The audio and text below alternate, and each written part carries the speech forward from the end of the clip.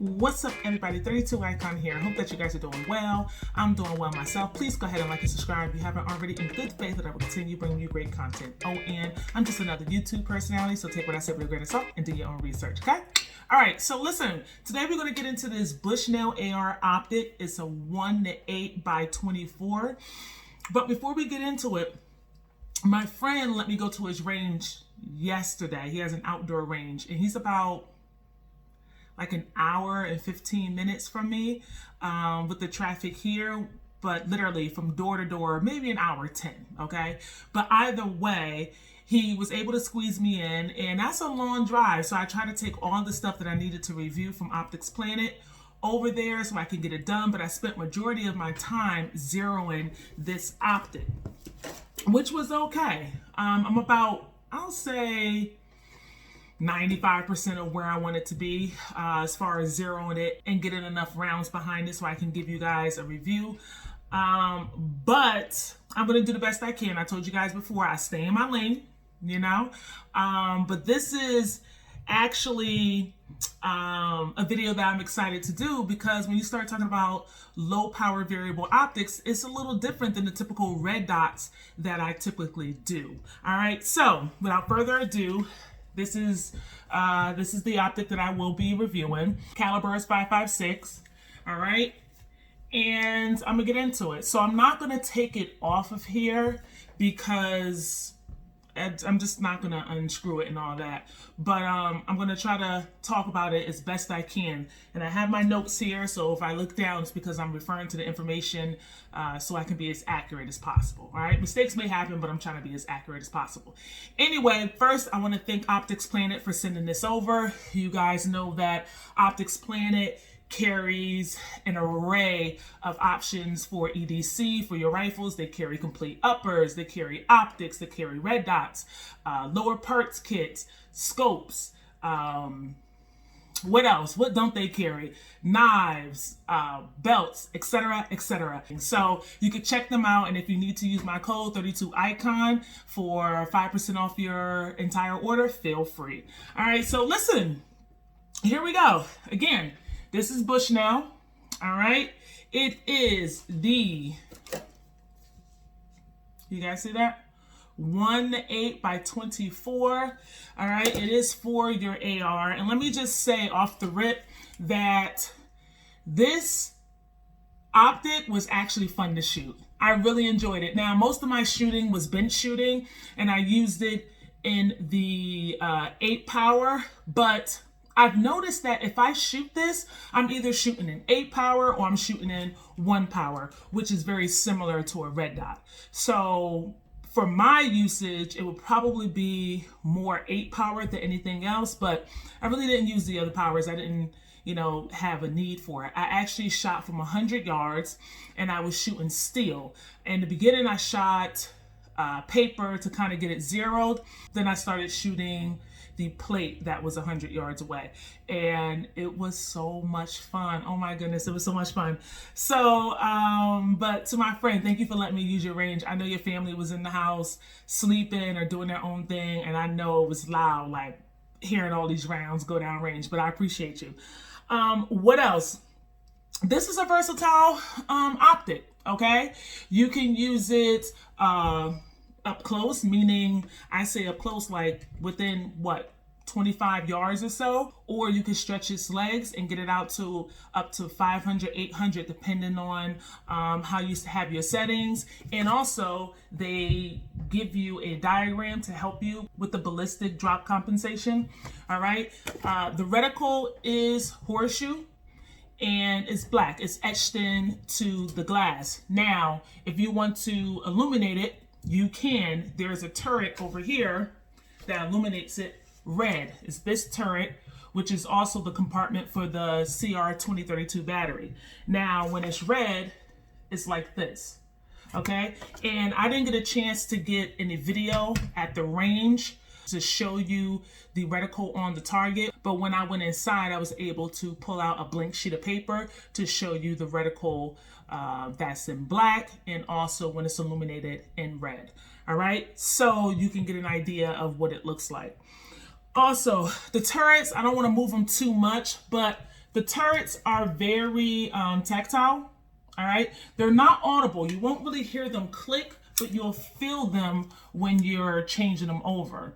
And I actually like the feel of them. They're very easy to control. Now, I will say that the only caveat is, again, sorry about that clicking noise, the turret on the brightness setting is a little, right here, it's a little stiff. And I will say the throwdown lever right here is also a little stiff out the box. But that's not a bad thing, because with the recoil, you don't want your turret shifting around, messing up your zero, okay? What else? The glass is, oh my gosh, the glass is so clear. It's crisp. There is a little bit of bowing, and I had to do a little research on that myself, because I noticed that depending upon your eye relief, and you can adjust it right here, the focus and your eye relief, depending on where it is, you'll see that, say for example, your glass is like this, right? I'll put it over here. You'll see a little shading right here. Now, it's not so awful where I'm like, oh my God, this is just horrible. It's actually not an issue if you have proper eye relief and you were able to focus this adjustment right here. But if you're a newbie when it comes to this, meaning just lack of experience, you'll find that you're kind of like moving your head a little bit, and you'll see that it's a little bit of shadow on the edges of the glass. It's because you're out of focus, or you don't have the proper eye relief. So once you get it, it opens up and it's clear as day. So if you're new and you're seeing that, it's because something is not right. You have to either move the mount forward or backward, or change the focus on the optic. You just have to get it right. So with me, I struggled in the beginning, because I'm like, okay, this glass is really crisp and it's clear, and I'm looking, I'm like, okay, but what is that? And then I'm like, I zoom out a little bit, I'm like, oh, this is beautiful. And then I get a little closer, and I'm using the throw lever to adjust 1 to 8. And so finally I got it. And I was like, oh, okay, so I just have to keep playing with it and adjust it. But again, it's nothing that will prevent me from buying it. In fact, it's letting me know, it's giving me that instant feedback that something is off. So once you make that adjustment, you're totally fine. What else? I have this on a 30mm mount. This is from Sonic King, all right? And no review on this, but I will say that this mount is really durable. I like it a lot. I was going back and forth between this and Aero Precision, and so I ended up getting this just because it was cheaper, and I saw a review from 704 Tactical, and he was raving about this mount, and so far so good.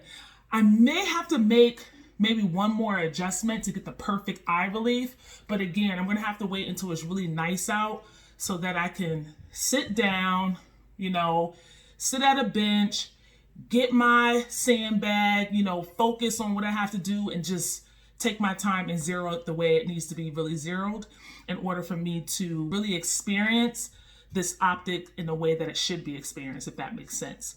What else? Because I don't want to forget anything. I think that's about it. I mean, again, crisp, affordable. Now, I don't know if I talked about price already, but I want to say it's around $300. But again, you can use my discount code 32icon for 5% off.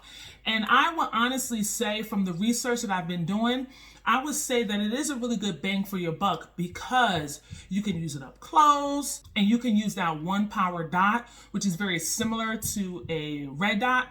Or you can extend this legs out hundreds of yards and use that 8 magnification. It really depends on what you're looking for, but because it has so many options, I mean, it's worth what, $300. I mean, I've seen some scopes and some optics go up to $2, $3, $4 grand, and I'm like, for an optic? Absolutely not. But then again, I'm not a competition shooter. I'm not well versed when it comes to optics, so I'm sure they're probably worth the price. But for my needs, I think this is very reasonable. But again, this is the Bushnell 1 8 by 24. All right, let me show you this. All right, that's a pretty cool box. And I haven't been disappointed. Again, when it gets warmer out, I'm definitely going to get some more time behind this Optic right here. But I enjoyed it, and nothing sounds better than the ring of steel. I mean, just hearing it like ding, ding out to 100 yards, you're like, man, like I'm really hitting some steel, right? But I have to also be careful about the amount of ammo that I'm shooting, considering I don't think these prices are going down anytime soon. And it's unfortunate too, because here I am trying to, you know, run this channel, and I'm like, gosh, we went up again, and the prices just keep going up and up and up. And I follow Mr. Guns and Gear, and he's been doing some reviews on the prices of ammo and just how they're continuously going up. And I don't think they're going to come down anytime soon. And it's unfortunate because, you know, it's like, it's not even like some places are price gouging. I mean, I know there are some, but manufacturers don't have the manpower to keep up with the demand.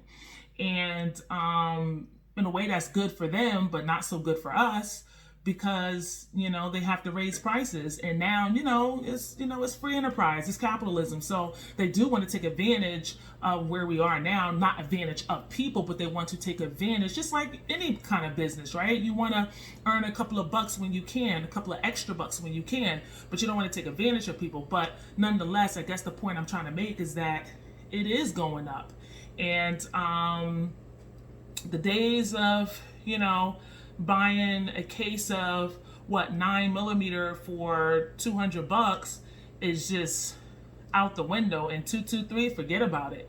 So anyway, I'll get to the range soon enough. I'll try to get some more shots down there, and I kind of want to do a follow-up video with this because I'm really enjoying this Optic. All right, and it just looks nice and sleek, and it looks good. Also, the throwdown lever, okay, it folds right into the rear of the Optic, and it's pretty flat, so it does not disturb your shooting or anything. So again, visit opticsplanet.com to read more about this. And again, if you have other ideas for what you may need to pick up, you can use my code, but all the information is up there. So thank you, Optics Planet, and I hope you guys enjoyed this review. All right, so listen, have a great day, treat one another with kindness, and I'll see you on the next video. Thanks. Peace.